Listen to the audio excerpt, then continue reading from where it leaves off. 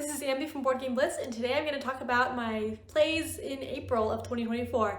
In April, I played 44 plays of 24 different games, 11 of which were new to me. I started off the month in Taiwan on vacation, and I actually played at a cafe there and played some of the new games there. But then I also bought a couple of games in Taiwan and played some new games that I had bought from Taiwan. So I'll talk about some of my highlights of some of the new games that I played.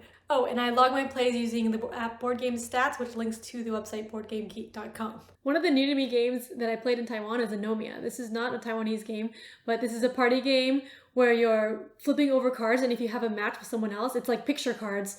In the version we played, it was like little anime characters, but I think I've seen other versions with just shapes and stuff. But when you match with someone else, or there's special rules of like what can match. But when you have a match, you have to say as quickly as you can a word from their category that's on their card. Each card has a different category on it, like types of nuts or books. But you're saying something from their card, not from your own card. So it's really funny when you get a match, you're all like having a brain freeze, and someone who's not playing or like not getting the match can easily think of something in the category, but then when you have this stress, you like blurt out something that's not even in the category.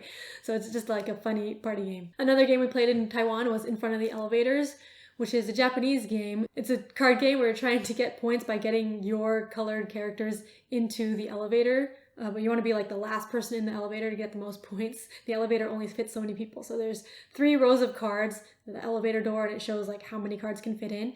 And you're placing cards in line. But each type of character has a different rule. Like the girl cuts in front of the boy, and like the grandma cuts in front of the grandpa or something, and the grandpa cuts in front of the little girl. So when you place them, you either put them at the end of the line or you have them cut in front if they can cut in front of someone. Also, when there's 3 of the same character out in a row, then they get taken as a point, and so they come out of the line of the elevator. So that can mess up all your plans when like those characters get taken out, and then the line's all different now.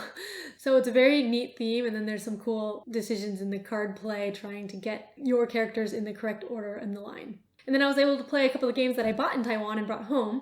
So Infiltraitors is a cooperative deduction card game. I actually talked about it on the podcast, but I want to mention it here too. It's coming to the US later this year, but I'm enjoying it so far. I've played like 4 or 5 times, I think. But the game has a deck of cards of different colors and numbers 2 through 15, and you're trying to guess a certain number of suspect cards depending on which mission you're on. The game is mission-based, kind of like The Crew, where it has like slightly different rules and different setups for each mission. But when you have a suspect in front of you, you can give clues for it, and other people can give you cards to give clues for it, and your clue will either match or not match. So you put down the card and you say it matches if it's the same color or if it's a multiple or factor of the card. So like a 2 will match with all even numbers, but a 5 will match with 5, 10, and 15. And a 10 will match with just 2, 5, and 10.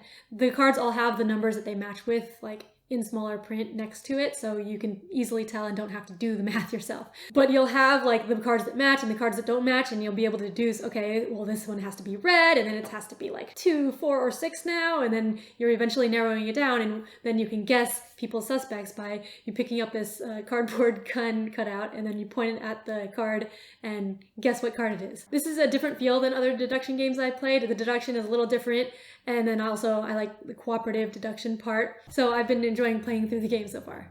And then I also got The Glorious South, but I think it's called Festival on South Street in Taiwanese, but it's based on the painting Festival on South Street. But this is a team, family, party game that's kind of like Where's Waldo in game form. So there's a large cloth printing of a painting called Festival on South Street. It's a Taiwanese painting. And then there's these cardboard circle cards that have zoomed in pictures of parts of the painting. There's a real-time phase to each round where each team is basically trying to match up the pictures to the spots. And then after you match up, on the other side of the card, there's like different goods or special powers, and then you take turns taking those cards. It's kind of like a set collection. You turn in the cards for points, like some of them it's 3 of these and you get 4 points, or 3 of them for 3 points. So you're trying to get the good cards, and it doesn't really matter like which team is faster. The faster team ends up going first in the picking, but like that doesn't affect it that much to be much faster because you still divide it pretty much evenly. So I think like the set collection part and the point scoring is kind of weird, but it's fun doing like the Where's Waldo and matching part. I think the point scoring being close like that and not really depending much on the speed makes it more of a family game for like kids who won't be as fast as adults. So it's always a closer game, even if one team is like a lot better than the other. But I had a lot of fun doing the matching, and it's really neat that there's a game based on a Taiwanese painting. All right, that's it for games related to Taiwan from this month, but I did want to mention one more game that I started playing this month, and that's The Light and the Mist, which was a review copy from Post Curious. Post Curious makes puzzle adventure games, kind of like escape room type puzzle games, but no timer and like lots of story usually, very thematic. And so The Light and the Mist is based on a tarot card deck. The game comes in a small box and it's just a bunch of cards. There's a tarot deck and then like a deck of cards, and they're all beautifully illustrated, but each tarot card is a different puzzle, and you can go through it in whatever order you want, and then you're solving the puzzles with the other deck of cards. Some of the cards go with each puzzle. When you solve the puzzle, there's also a story that goes along with it, so it feels very thematic. It felt kind of like what I imagine a tarot deck would feel like. I don't really do tarot decks, so I don't know much about what they feel like, but it seems like very thematic for what I'm doing. So I'm enjoying that so far. I've only played through like maybe 5 of the cards, and there's 20 something. So I'm excited to finish that, and then I'll talk about it on the podcast. So those were my plays from April. Hope you enjoyed. Click the thumbs up if you did, and subscribe for more content. I'm currently going through my top 100 games of all time, so you can check out those videos to know what types of games I like. Thanks for watching Board Game Blitz. Bye!